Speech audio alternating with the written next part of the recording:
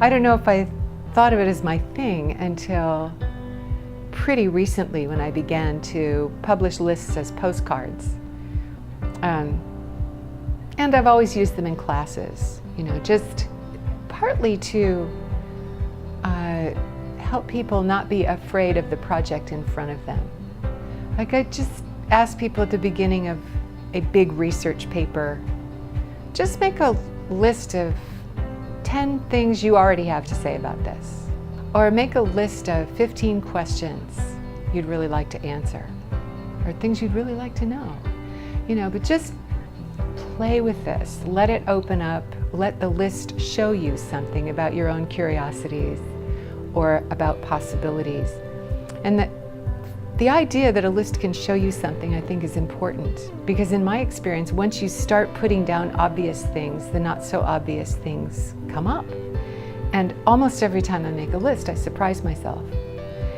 Or something quirky and funny will occur to you even in the middle of putting down serious items on the list. And so you begin to experience the tonality of your own thoughts, that even in the space of something serious, there is room for a little humor.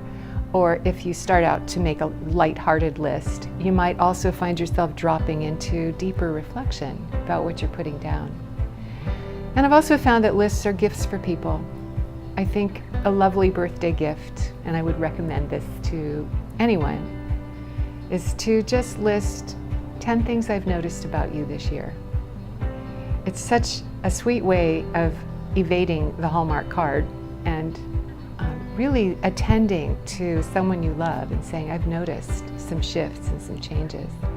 But it is also a way of making yourself aware of what you see, what you know, what you wish for.